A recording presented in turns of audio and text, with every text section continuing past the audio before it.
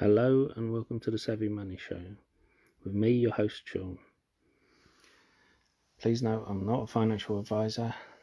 Nothing in this video should be used to buy, sell or hold shares or stocks. It is for entertainment purposes only. With that being said, we're going to look at Tesla and if it's worth its money. What has Elon Musk been smoking? I mean, he's come out and said Tesla's stock price is almost as high as I am. Well, he hasn't quite said that. If he had, I don't think the market would have responded so well as it did by dropping. I say it's responded well because it's the first time I've bought Tesla stock, and I broke one of my own rules buying a company whose financials are way out there. Now, he actually said Tesla stock is way too high, and then he started quoting the Star Spangled Banner, and people thought he'd gone crazy. It's kind of like they have to screen his tweets, a bit like what people are suggesting they do for President Trump. It's not the sort of thing you expect from so-called genius. The thing is, he's a genius fundraiser, he's a genius innovator and technology, genius businessman, but what he's not is genius stock picker like Warren Buffett. He's not a genius at evaluating the cost of a business. That's why he has other people doing it for him. And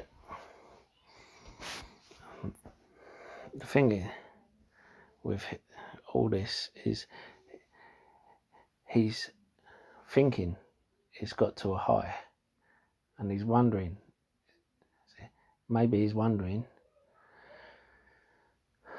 I floated a load of shares at $400 a share. Maybe I should float some more if they're this high. But when he was right to do it at $400, the stage they was in, it helped push them forward before the coronavirus hit, or as the Americans call it, the Rona. It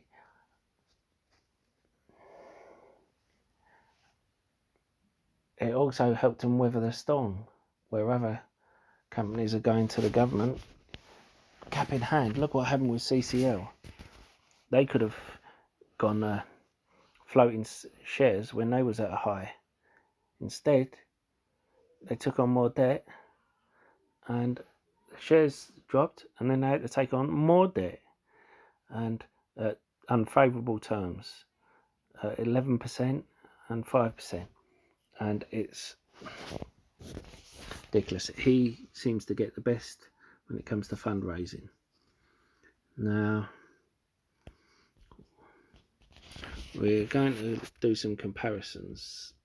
Now, when we compare this guy to this guy, because I have compared the company to a few companies, and such as Netflix and Apple, and to tell the truth, I don't think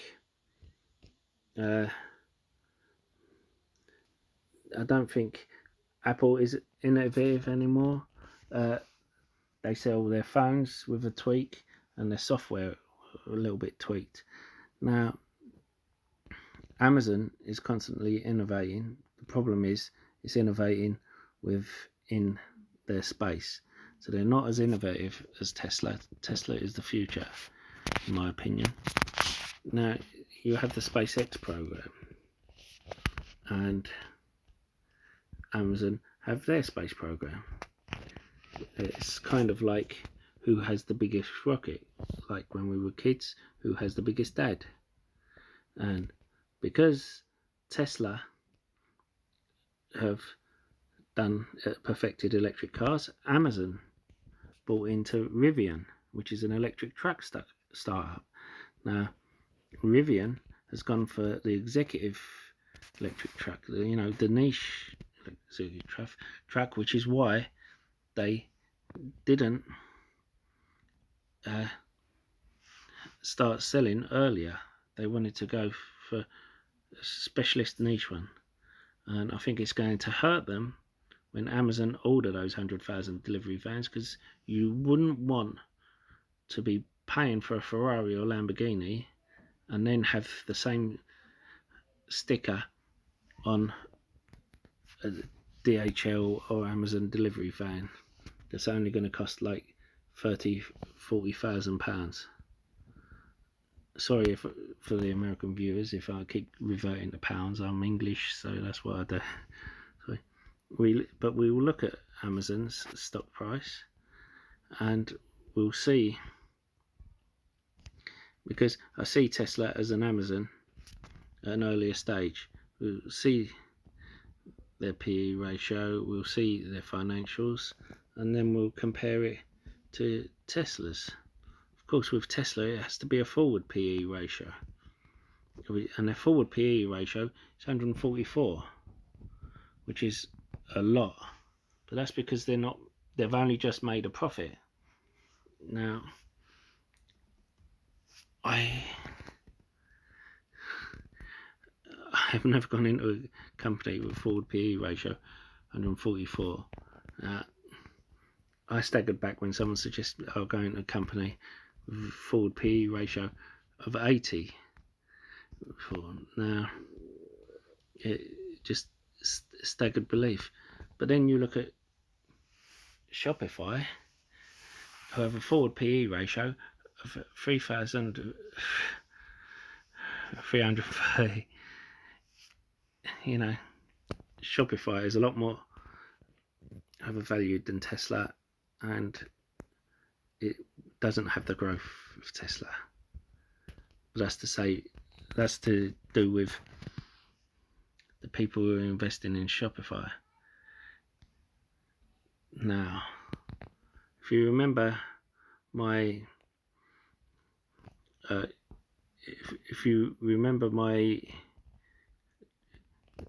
channel when I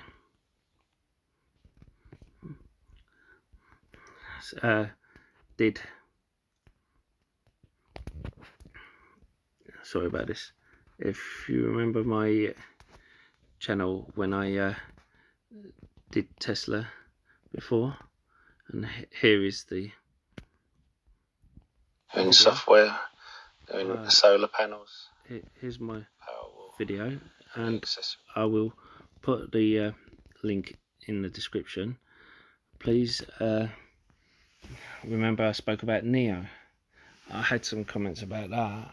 I said then that I wasn't buying into it because it's in pretty bad shape financially, and I suggested it might be an acquisition target for Tesla, but not at the moment.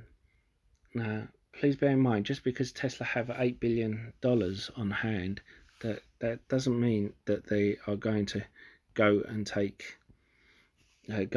acquire other companies on the cheap when they can. It just means that Tesla spent over a year trying to perfect the battery switching capability, and they failed. Neo succeeded, and they succeeded well at it. Now, they are a loss-making company, so it would make sense for Tesla to go and buy the technology from them. If they can't, to go and buy the company and then utilize that technology and sell off the parts of the company that are of no use to them. Now, they won't do it at the moment because they will use that 8 billion to prevent them from going bankrupt. They won't go bankrupt because they have that money. They may also use it to expand their business. They have a gigafactory, which will become a terafactory. They're doing things like I said in the video, cutting down the cost of making the cars from 28 pieces down to 1 piece. All these things. They will be doing this before they even think about acquiring other companies. So it'll be a long time in the future. I merely stated that this looks like the perfect type of acquisition for Tesla. And I could even see it. I said about the legal challenge with another company, Xpeng. Now, I could even see them, if Tesla was to win that, and they didn't need the money instantly, I could see it as an easy way. Say, for instance, they started making a profit, a way for them to get out of paying tax on that. They could, say for instance, they earned enough in the court settlement to pay for NIO. They could use the court settlement to pay for NIO. They don't have to pay tax on the money from the court settlement. They acquire a new technology, and they end up not having to pay tax on what they've made. Of course, I could be wrong. I've been wrong in the past. They may not be interested in NIO. They may think it's a small electric car.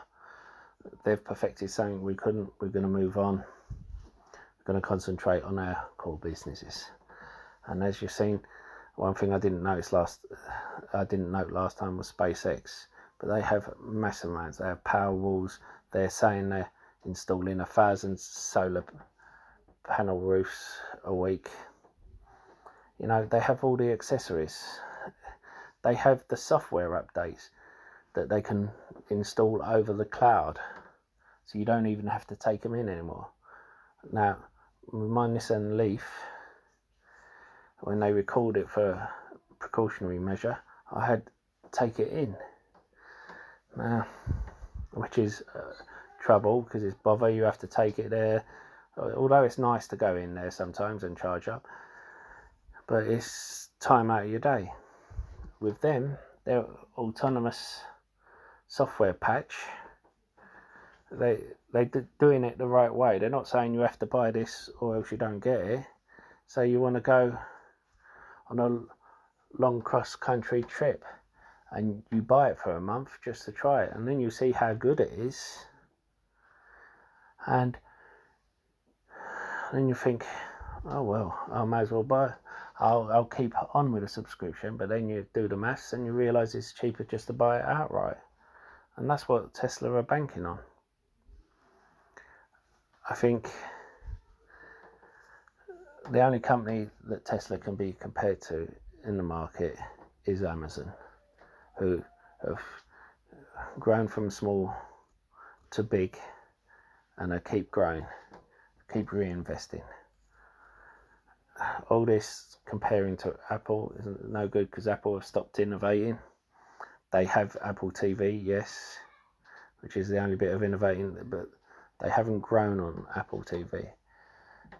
They have the wearables, but even with that, they're coming out with the AirPods, new AirPods every year, and they're not changing things anymore. So this isn't Apple bashing, I'm just stating a fact. Now, you have Microsoft, who innovate a little bit, but only within their small space. And I say small space, they have like billions market cap. They have massive share and massive many eggs in their market, like their moat is massive. But and Microsoft is a good company to have a share of, but they are one slice, whereas Tesla are different slices and different pies. You know, I do personally think that Tesla can grow past Amazon. I think it will take a long while, but I think they will overtake Amazon, and I think that's why Jeff Bezos wants, feels he's in competition with Elon Musk. That's why when Elon Musk wanted to go to Mars, Jeff Bezos wanted to build a rocket to do space tour. When Elon Musk was perfecting the electric car, Jeff Bezos invested in the electric exotic SUV as a sort of a finger up to, you know, because he realized that he went into a market and a lot of retailers got left behind. He doesn't want to get left behind because of Elon Musk. He's building cloud-based technology because he's worried that Elon Musk come out cloud-based technology will get left behind. They started using Panasonic batteries, and now everything from the batteries to parts of the car to the solar panels, everything is made in-house. So they don't rely on anyone else jacking up their prices or changing something without notifying them to muck them up. Anyway, if you did like this or did find it informative, please hit the like. If you want to see more, hit the subscribe or let me know in the comments box. It does help support the channel. If you agree with me, let me know. If you don't agree with me, also let me know. Thank you.